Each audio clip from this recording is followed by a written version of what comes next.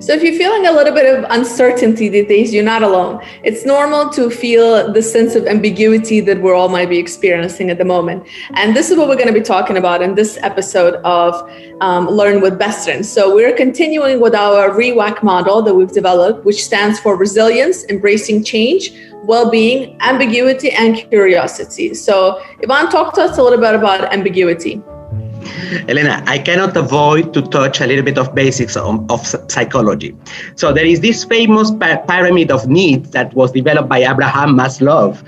Once upon a time, he's kind of the father of modern positive psychology, and we owe him a lot of good theories. And the pyramid of needs, in fact, explains what drives actions from human beings. So, and we have in the pyramid certain actions that are pretty basic, like fulfilling our needs to eat, to survive, to feel protected. Then we have certain actions that are more towards our psychological needs, to feel recognized. And at the top of the pyramid, we have something called the self-fulfillment needs.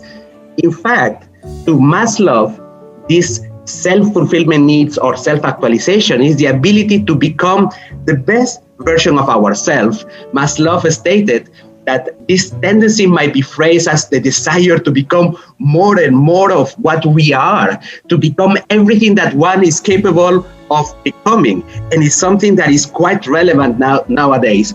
So part of the story about self-actualization is that people needs to embrace the unknown and the ambiguity.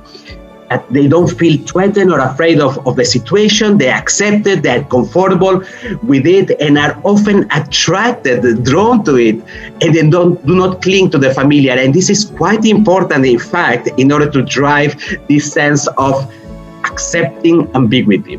I want to quote one of my favorite scientists, Albert Einstein. So the most beautiful things that we can experience are the mysterious. And, I really see this as an opportunity to just look at things differently in general with whatever challenges we might be facing. It's like you can see this fresh perspective, and maybe it's a chance to even start over. And I think we don't need to dwell on what has happened or the effects of it, perhaps, because it kind of just paralyzes you to stay in the same place whenever you're dealing with uncertainties. But I think it's just looking at how can we create the future we want. And this could be the best time to take these transformative measures.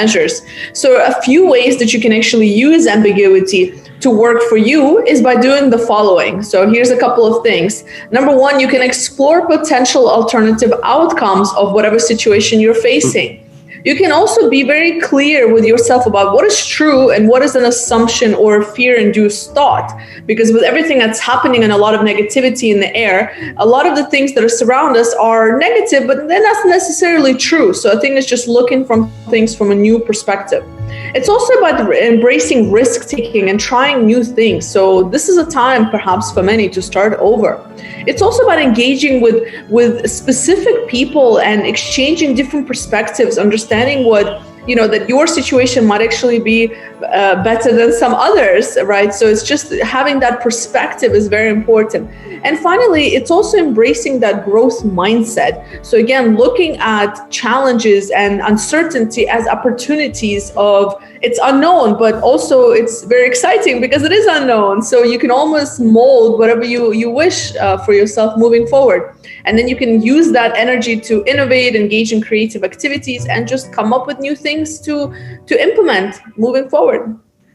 It seems so important, in fact, this dimension of self-actualization and the fact that it's driven by the fact of embracing ambiguity, because it is finally what elevates the human being to the biggest possible way that we can be.